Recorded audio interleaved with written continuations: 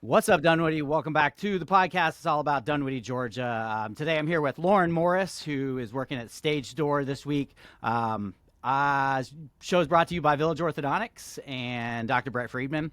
And really with What's Up, Dunwoody, we just try to create a positive experience around Dunwoody and try to interview the positive people. And I've heard that Lauren is a lot of fun. And you are coming to direct at Peter and the Starcatcher at the Stage Door Theater. And it's throughout May, right? When does it actually start? When are the dates? We open tonight. We open tonight. Awesome. So Cool, May cool. 12th. Today is May 12th, and we open this evening. And we run through the end of May. And so it's Okay. it's an exciting day. And they can at find Stage tickets Door. on the website, right? They totally can. And this is a family-friendly show. It really is. It's one of those experiences that I think, I mean, I'm going to show my age right now, but kind of like the Muppets, where kids enjoy it, but also adults enjoy it. And there is humor and there are things in the play that are really like for all of those people. Yeah, a little bit of adult humor too. I love that Muppets. Yeah, that was a good analogy. Yeah. Um, It's sort of children from 2 to 102. Yeah. Okay, and so if you're listening and you don't know what Stage Door Theater is, it's over by the library, and it's owned. So the building's owned by Dunwoody, and it's another nonprofit that they just allow to use the space. And Stage Door's done a great job with it. I think it was like episode around 210, 208, 210, where we had Justin on, and he can tell you more about Stage Door if you want to go back and listen to that one. But Lauren is directing the newest. And so, what is Peter and the Starcatcher? It's like a prequel to Peter Pan, right? It is. It is originally it was a novel written by Dave Barry, who had a humor column that was syndicated across the U.S. for many, many years. Dave Barry and Ridley Pearson co-wrote it, and it imagines how Peter Pan came to be Peter Pan, and how that magic happened is in this novel something called star stuff, and star stuff is guarded and protected by some people called star catchers, and Peter runs into a couple of them and has some adventures and eventually gets some of that star stuff, and that's how he learns to fly and how Tinkerbell comes about. Okay. And really, like all stories around Peter Pan, it's a story about growing up and what we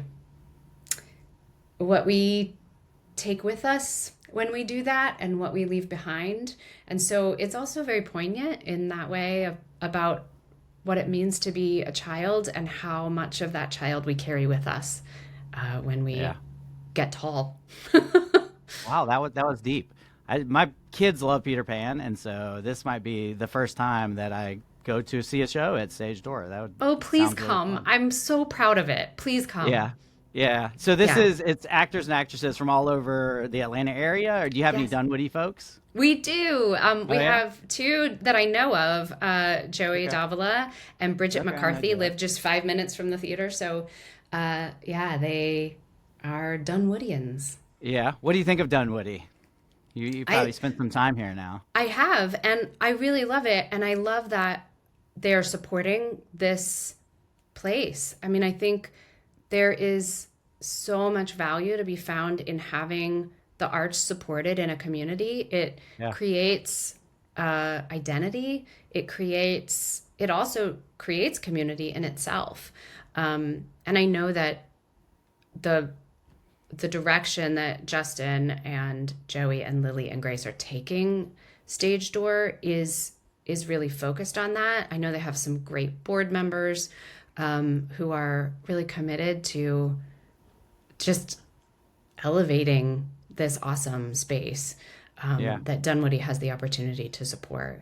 And also, it's there with the Sproul Arts Center, so it feels like this awesome It's like energy the is artsy there. area. Yeah, so I love that It's Dunwoody our is arts supporting district.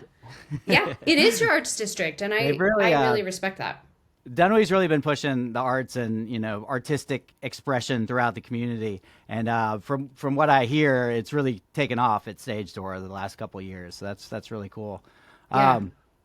So you did a lot of Shakespeare, right? I've Yeah. read in your bio somewhere that making Shakespeare new for a modern audience.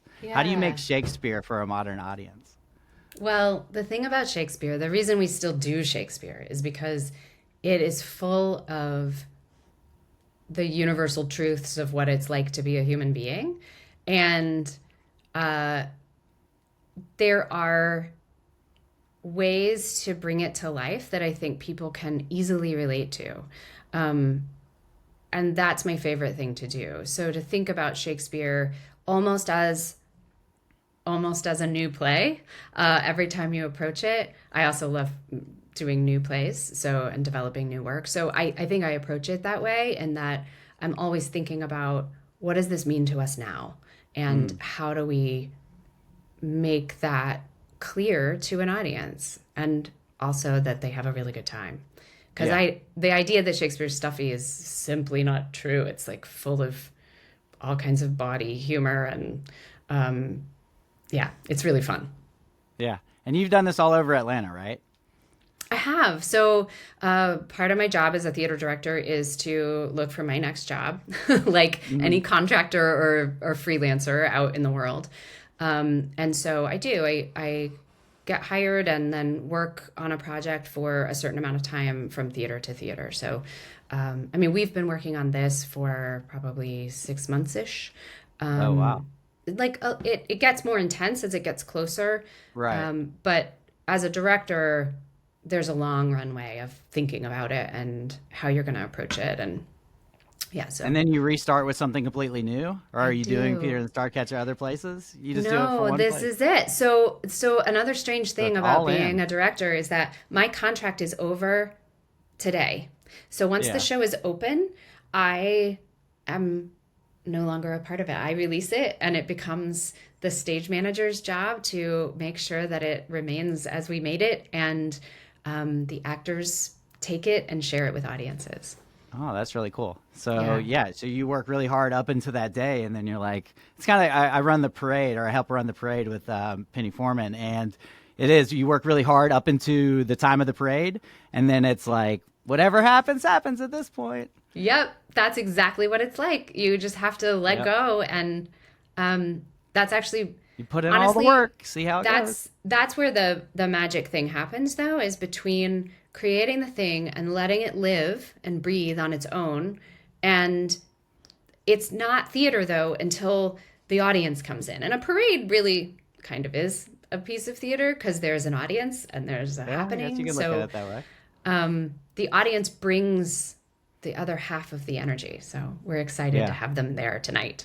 Well, hopefully Dunwoody's a good audience. Do you have? I guess you probably have people from all over the city come though, right? Yeah, absolutely. Especially But the I people that know the actors and actresses.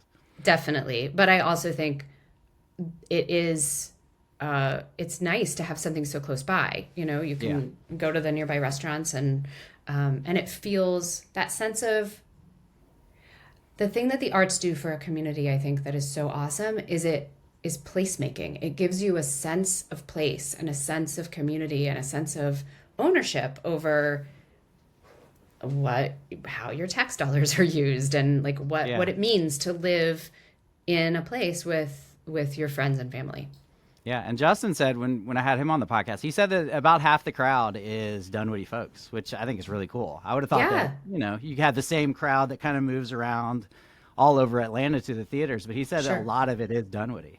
And Which so is that's really cool. which That you're is bringing great. that to our city. Absolutely. Absolutely. It's really important. Yeah. Do you ever get on stage anymore? I haven't in a long time. I'm not opposed to that, but Yeah. and I think it's an important part of my background that helps me create create a rehearsal process for Mhm. actors, because it's nice to be able to talk to somebody like a manager that's done your job before, essentially, Right, right. so they know what it's like to be in your shoes. Yeah, and they understand that you've done it before too. Yeah, exactly. Yep.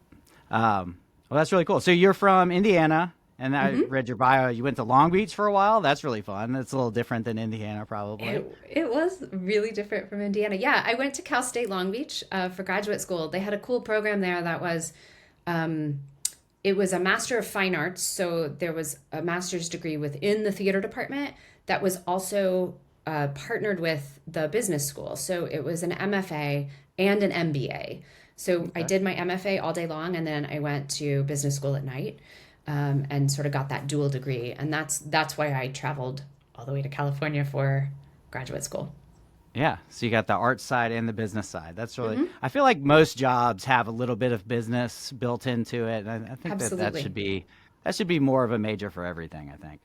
Yeah, it's really helpful. I'm very grateful I did it. Yeah. And so something else that I read was that you worked with incarcerated or formerly incarcerated individual from the Georgia Prison Center. Hmm. Was that Uh, like giant burly guys that you're teaching theater to, or how no. did that work? Well, I mean, I think it's like, well, I was working in a women's prison, so Okay. that's one way to dispel that. But, you know, they're just people who happen to be incarcerated. So they're all kinds of different people. Yeah. And I think the thing we were talking about theater and the arts in a place and how that gives you a sense of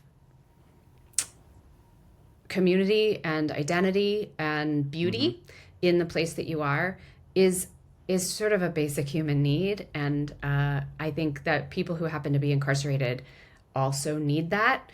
We all need beauty in our lives. We all need, I think all of us can relate to, even if you don't do the arts for a living, we can all relate to how creative pursuits, whatever that looks like for you, makes your life Hmm. more meaningful. And so, Yeah. yeah, I went in and we taught theater classes. We created devised pieces of theater that had music and text and writing that the folks created themselves. And then we put it into a performance that could be shared with Yeah. the larger community at the prison. Well, I love that you said that, and I forgot I didn't write that down. But that was something I read somewhere in one of your interviews where you were saying that that you like to take from the other people, the people on stage, the actors and actresses, and pull ideas from everybody and kind of work as a group to put out. It's not just you do this, you do this. It's kind of like getting behind everybody and asking them what would be best. Yeah, Working as a I team, I guess that's what I'm getting at. yeah, and that is the thing that theater does really beautifully and somewhat uniquely in the arts. Uh, it is a very collaborative art form, and that is my Hmm. favorite thing. Is that the show that you will see when you come see Peter and the Starcatcher at Stage Door, Yeah. uh, the show that you will see is the show it is now because of the people who created it. Like it would be a different play if it were at a different theater with different people, obviously, Yeah. right? And we think about it in terms of actors inhabiting roles, but it's not just that. It's the set designer, it's the lighting, it's the costumes, it's and all of those people have ideas that contribute to how we tell this story. So the truth is that I'm not going to have all the best ideas. And I really want the best ideas in a Right. play. I want Yeah. the best ideas to tell the best, clearest, most meaningful story to the audience. And there's no way I'm going to have all of those. So it Absolutely. only makes sense to crowdsource that. That's a Genius sign of a is, good manager because that's yeah, kind of what you're genius doing is as a manager. crowdsourced. Genius is crowdsourced. Yes, And absolutely. I really believe that. Yeah, absolutely. I'm reading this Jeff Henderson book, and he was talking about how if you bring a PowerPoint to a meeting, that's saying I have all the right answers, and you are going to pay attention to this. But if you Yeah. show up and you ask the people that are actually in the meeting with you, that's the best way to do it. That's the best way to run a business is to, collaborate and get the people that are supposed to be under you their ideas, and it's just going to improve everything. So that was Absolutely. I loved reading And that. I think that's right on. I think this applies to every business setting, to be All honest. right. Um, and like in often in other business settings, I am not the one out there Yeah. doing the play, right? Like on opening night, I'm going to be sitting in the second row. Like I'm not on stage. So the way that that sense of ownership for what we're making is really important for everybody who's actually up there doing it Yeah. night after night. So that sense of ownership comes about through collaboration, I think. Right. Are you nervous for them when you're sitting in the audience? Yes. What does it Um, feel like to be done and then just watch what you've created or helped create? I think often opening night is really hard for me because it's a process of letting go. Yeah. And it depends on so many factors, but and as I've gotten older and done this more, I've sort of learned how to ride that wave. But particularly this, I will say, has been an exceptionally special process. I don't feel nervous for tonight. I Oh, that's awesome. just feel thrilled, and I cannot always say that. Sometimes I Yeah. am nervous, and tonight I'm not. I'm just delighted and ready for the other piece of the equation to come into play, for the audience to come into play, Yeah. um, and make this a piece of theater. Very cool. Very cool. I think that's a good way to finish. Yeah. Great. Let's just finish right there. Yeah, Yeah. so Dunwoody, come out and really support the fine arts in Dunwoody at Stage Door. And it starts tonight on the 12th and runs through the rest of the month.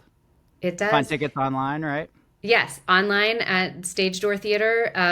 So just Google Stage Door Theater, and that link will come up.